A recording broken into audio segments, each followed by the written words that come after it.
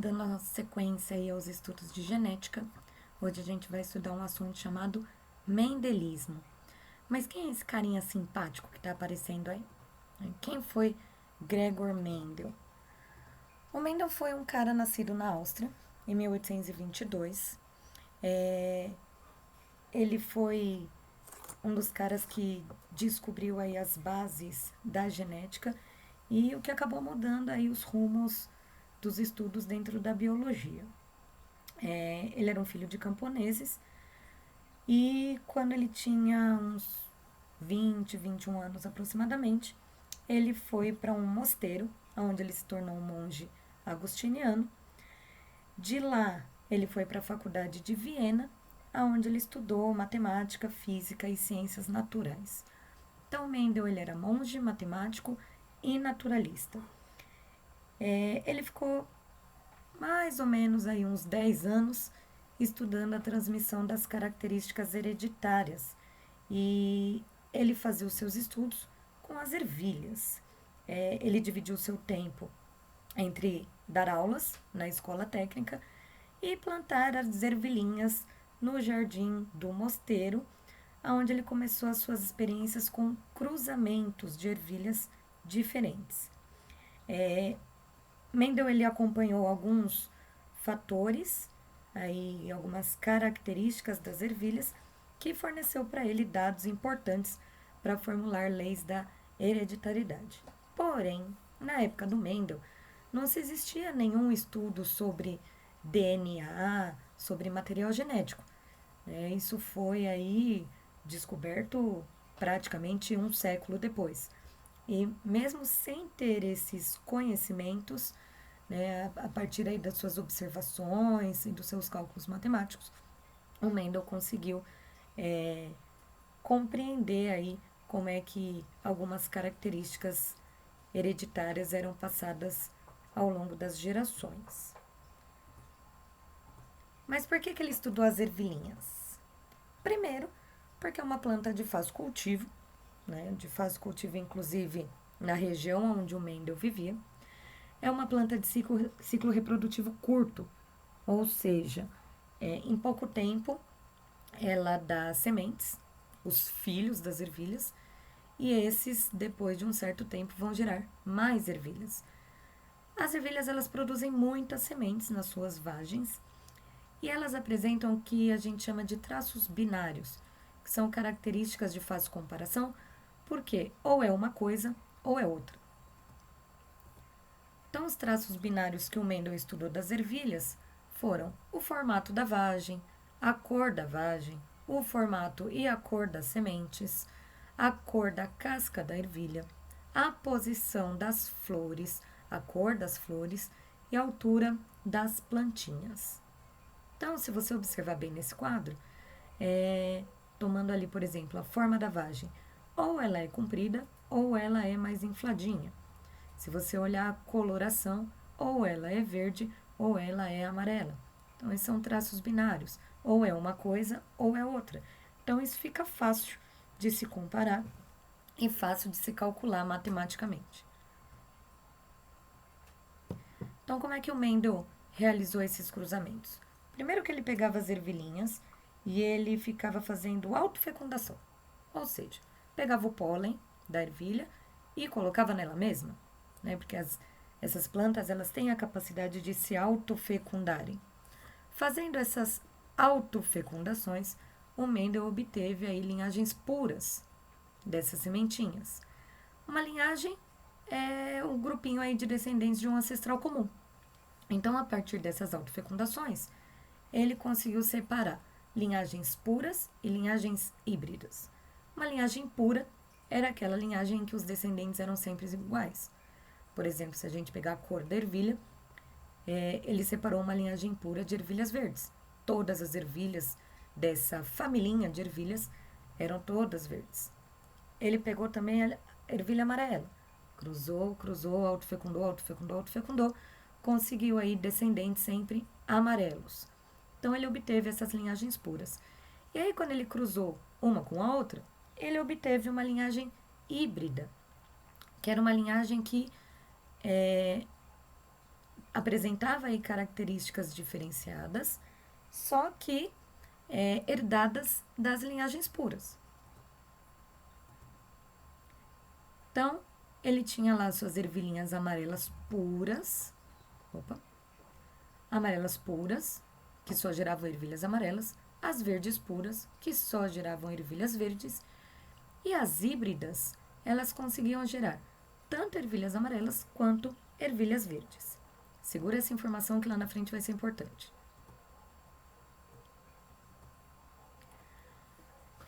Quando ele fez os cruzamentos, todas as vezes que ele cruzava as ervilhas híbridas umas com as outras, ele observou que nascia sempre o mesmo tipo de ervilha. Para essa geração F1,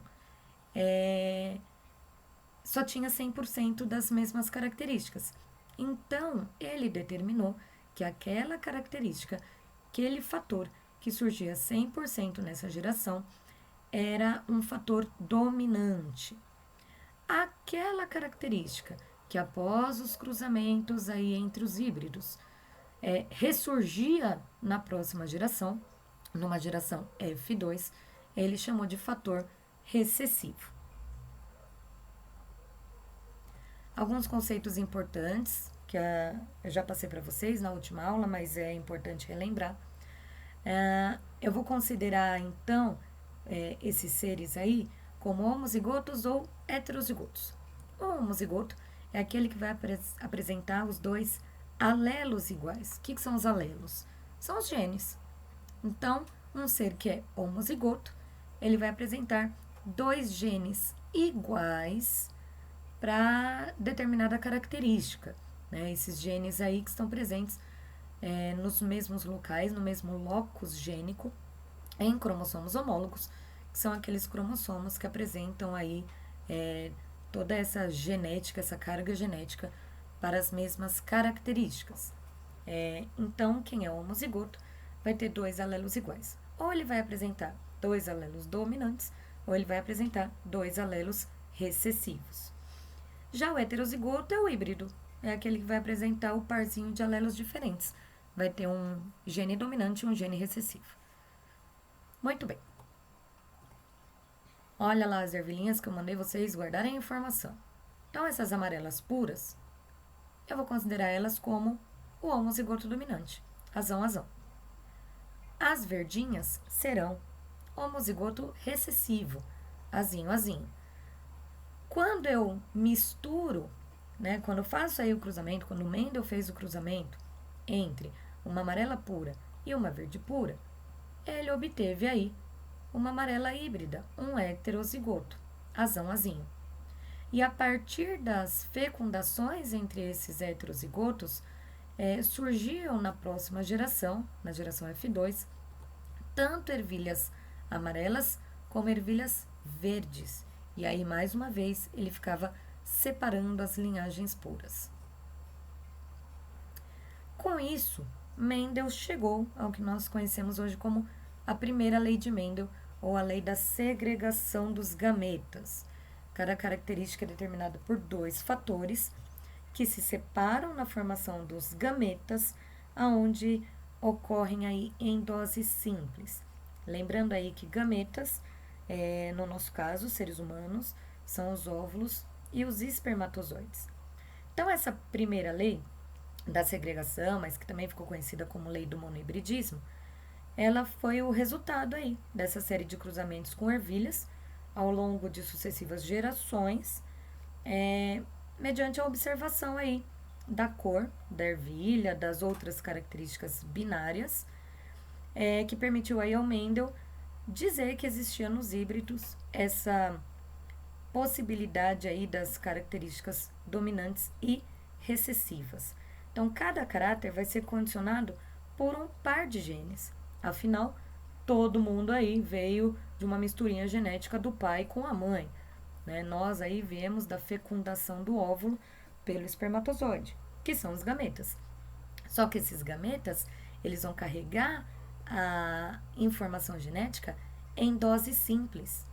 E só após a fecundação é que você vai ter aí, hoje em dia a gente conhece esse termo, né, um cariótipo completo, que vai ter as informações, tanto informações herdadas do pai, quanto informações herdadas da mãe.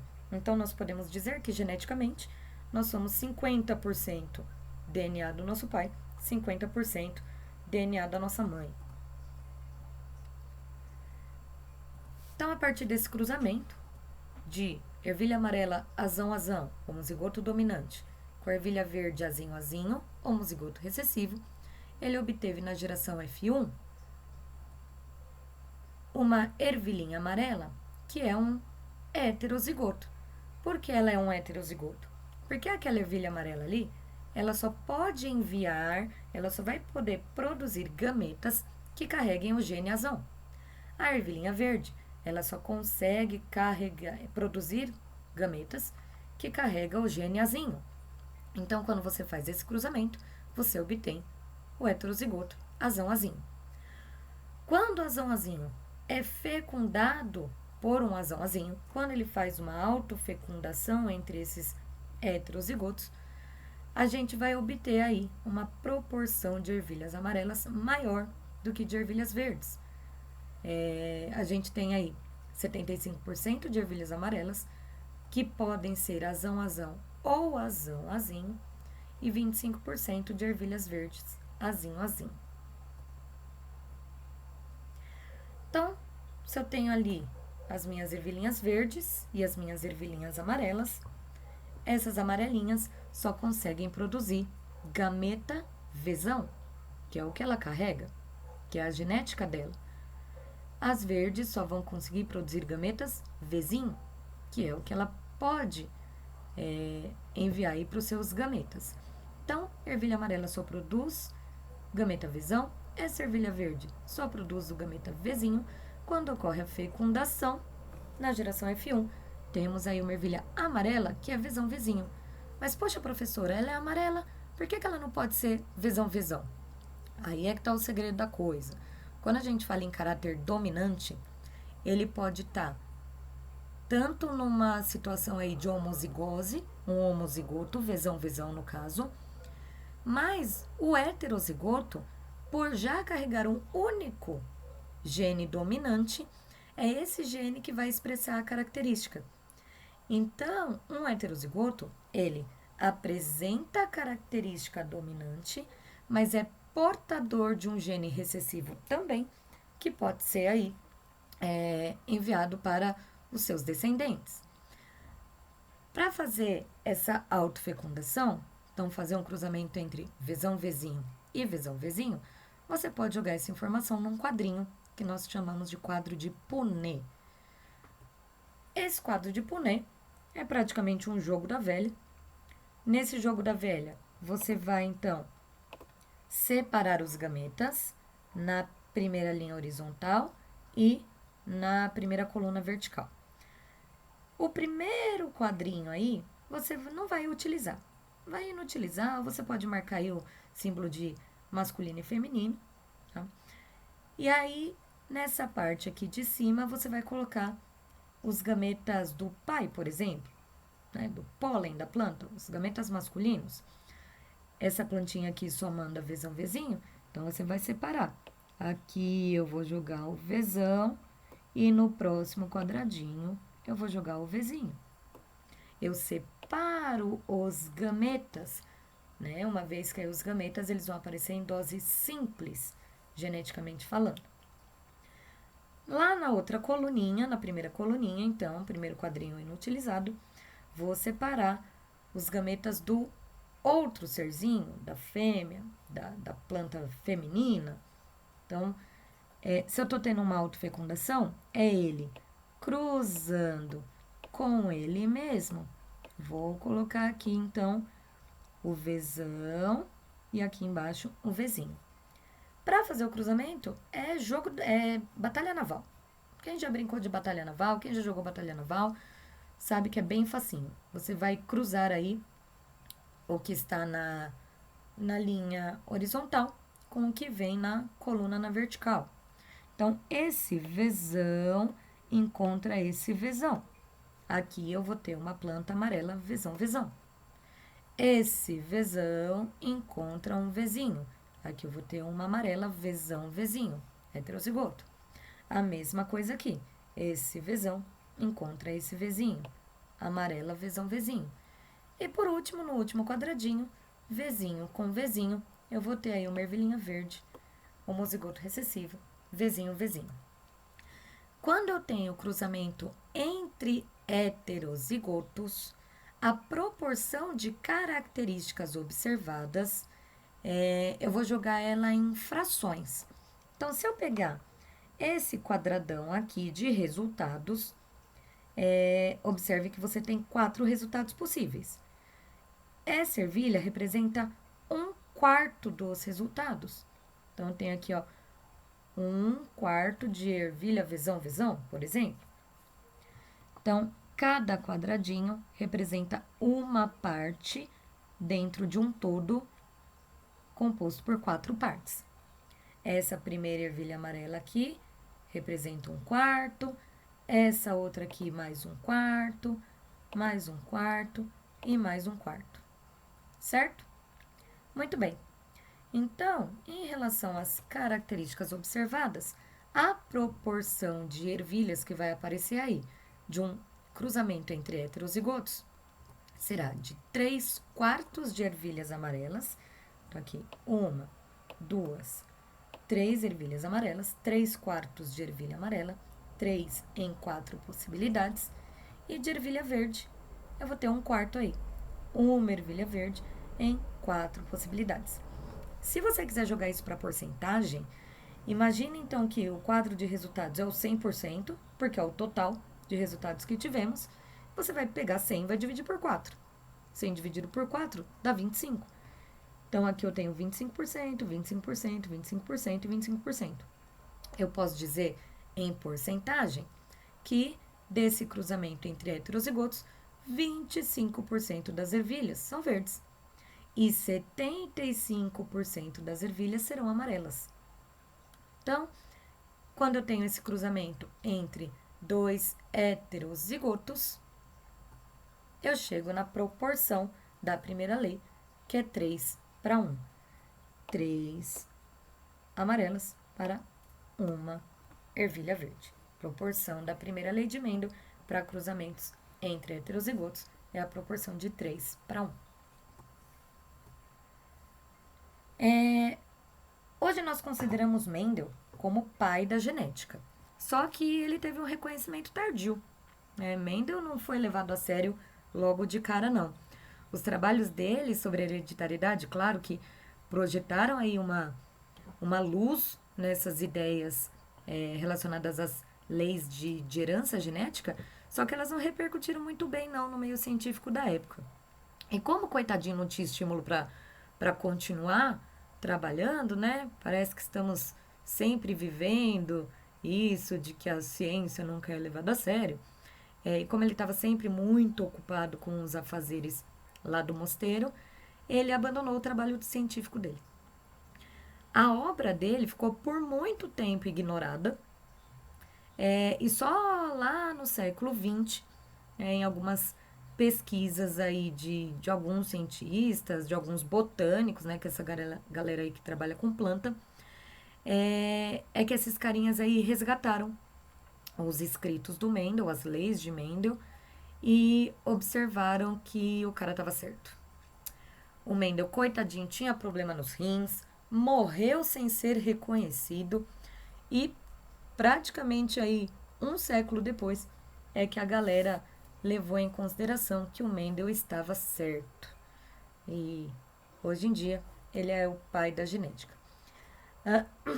Uma curiosidade, o Mendel e o Darwin, o cara lá da evolução, eles eram contemporâneos, eles eram de uma mesma época.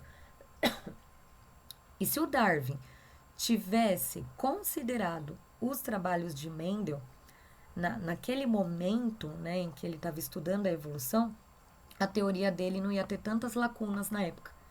E talvez a teoria da evolução das espécies também tivesse sido mais aceita na época em que ela foi aí liberada para o meio científico.